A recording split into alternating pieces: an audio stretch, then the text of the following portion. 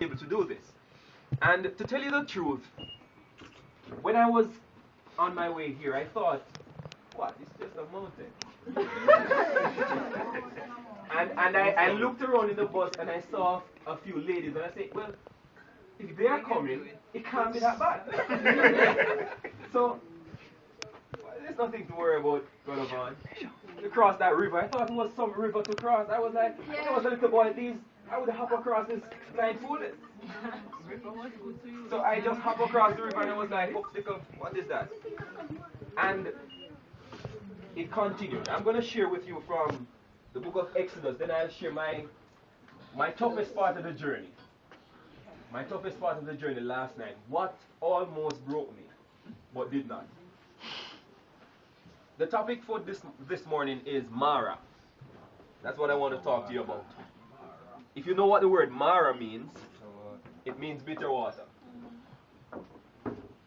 Then Moses led the people of Israel away from the Red Sea. Now, remember where they're coming from. Where? Egypt. They're coming out of slavery in Egypt, but they had gone through where? The Red Sea. If there is any miracle in the Bible that is magnificent, it's the Red Sea. It doesn't get better than that. How would you like to see the Caribbean Sea parted and you are walking through?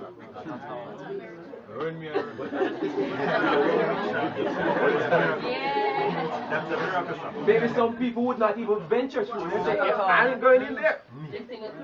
But you can see that the children of Israel saw God's hand in a real way. That is faith. And they trusted God. Yes. They trusted God. And they knew that if they went through, that God would keep those walls of water. I don't know how water stood up like that.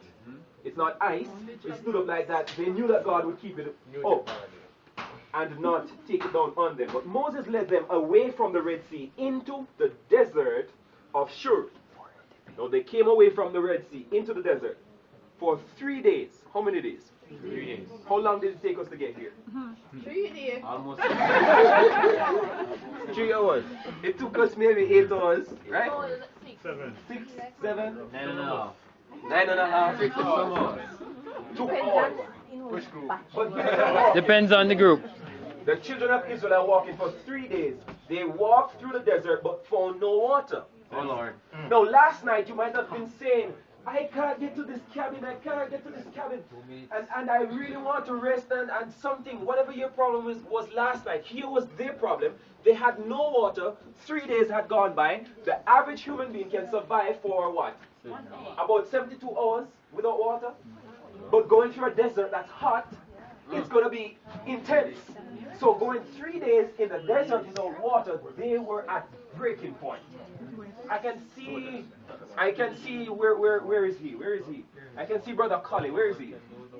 He's not feeling very well. Still not feeling well. And he can tell you why. But I can see Brother Collie walking in the desert and having to help somebody by lifting them and carrying them. Yeah. Superhero. Superhero. Okay? But you can see the children of Israel, they had friends and families walking with. They had their goods, they had their animals, everything. And they had to walk for 3 days without water. Think about the tough times you had last night and try to imagine what they were going through. We had an easy time. We had easy times. Hear what happened next. Then they came to a place called Mara, but the water there was so bitter that they could not drink it. Imagine that. That is why it is called Mara. So they found water eventually after 3 days. Now, imagine you got to the cabin after 8 hours, only to find people occupying it. Come on now. That's right. Freeze to death, You're freezing to death. Hello, boy. Freezing to death. And this lady stuck her head outside the window and said, my people are already sleeping. Could you just hang on till the morning or use the cabin down there? And the response of a lifetime came. I'm gonna lay here and I'm gonna freeze to death. I suppose that broke the heart of the person listening, warm inside and knowing that somebody is freezing to death. But they found water and they couldn't drink it. Imagine what they said to Moses. Moses, we're gonna die of thirst. We were looking for water for 3 days. Finally, you can see the water in the distance and they dash off to it. And the first person who gets there, taste it and say, no, something wrong. This water is bitter. And so Moses prayed earnestly to the Lord. Amen. Moses did what? Prayed earnestly to the Lord. Last night, I had to do some psychology on myself. I tried to turn off my brain so that I couldn't feel the pain. I kept on saying one foot in front of the other. One foot in front of the other. That's what I said to myself for about maybe 3 or so hours. And I decided that I am not going to stop. And at one point I thought, I think I actually said it aloud. This is the hardest thing I've ever done in my life. Yes, you did. I think I said it aloud. Yes, you did. I said it aloud? Yes, you heard me? Record. It's recorded. I was in so much pain coming up the hill, and I thought I need to give myself some reason to continue. And I began to think about the Christian journey, as somebody told me I would think about it. And it's true. I began to think about how tough it is now, but the heaven we'll get to, the paradise we'll get to. And I have some good news. When you get to heaven, you see, nobody will be occupying your cabin. Come on now. That's right. You don't have to worry about that. Neither your bunk. Neither your bunk. So, and the water will be sweet. So we can rest assured that Moses trusted God. Moses prayed earnestly to the Lord. And God told Moses to do something stupid. God told Moses to do something stupid, and he did it. I can't believe Moses. Well, it's faith. Faith makes you kinky, or it makes you crazy sometimes, at least to the person looking. So God said to Moses, here what I want you to do, Moses. You see that piece of stick over there? Take it up and throw it in the water. That's right. Huh? That's a good man. Take up the stick and throw it in. But you know, Moses is very familiar with this God. Yes. Yes. You know, God had told Moses other things before, like throw down your staff on the ground, and guess what? It turns into a snake. Yeah. Or stretch it across the Red Sea, and it parts. So Moses had already developed that relationship with God, so he trusts God, and he knows that when God says do something, God has a surprise in store, so to speak.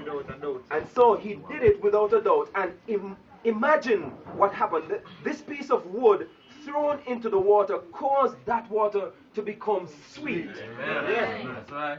You know, when I got here last night, Tell us about and I relieved my legs of the pain, and I saw the sponge right there, and I fell on the sponge, and I took off my bag, and I lay down there. I was soaking wet. My t-shirt was wet.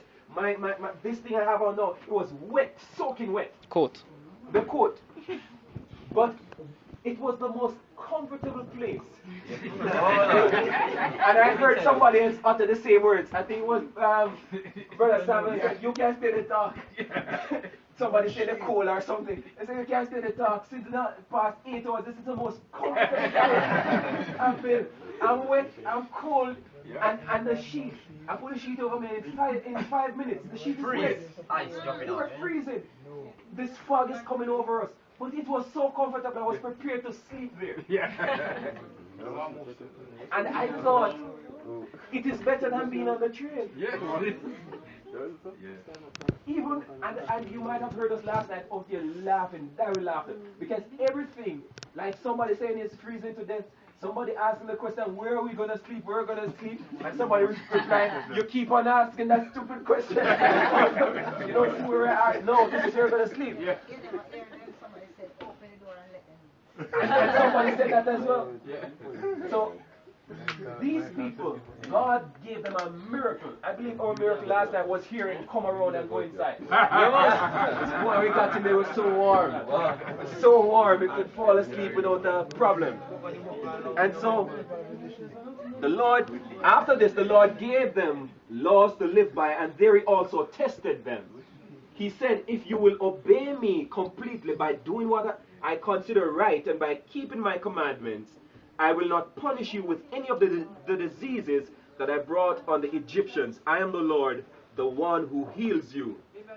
Next they came to Elim, where there were 12 springs and 70 palm trees. There they camped by the water. This story, Mara, the bitter water, the story of the bitter water, in the life of the children of Israel, helped them to develop faith in God. Yes. Sure. On my way up, I think I uttered it, and maybe Sister Denisha heard me. I asked myself the question, when we're on the bus coming, I was so scared of those, I don't know what to call it, I don't think it's a precipice, it's something else. It's going down, down, down, down, down. And we're looking down there, the bus is almost at the edge. And I uttered the words, what did Sister Denisha get me into?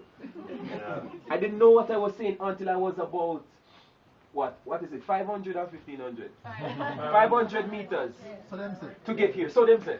500 meters long though. And that 500 meters,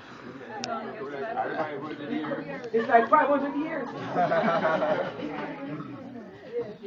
I felt as though, and you know, just when things are at the point where it can't get worse, guess what happened? It gets worse. It's at the point where it can't get worse. You can't feel any more pain, you can't be any more tired. And then the rain comes. Can't reach all of it. I know we reach. And then the rain comes.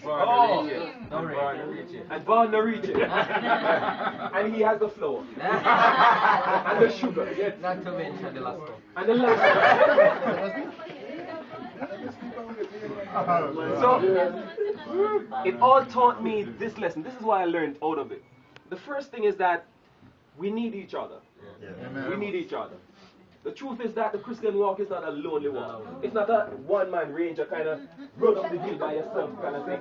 We need each other. We need to see somebody's light up front and we cry, hey! And the person shout back and say, yeah man, come on, we want to have a friend beside us saying, hey, you can go on, you can make it. Just to the next bump. We need a friend. Around the corner. Till you see the clear. Yes. You know what a friend said to me last night? I think it was Brother Sam. As I asked him, you know where we're going? He said, yes, man. And I said, so how far is the cabin? And he said, it's not too far.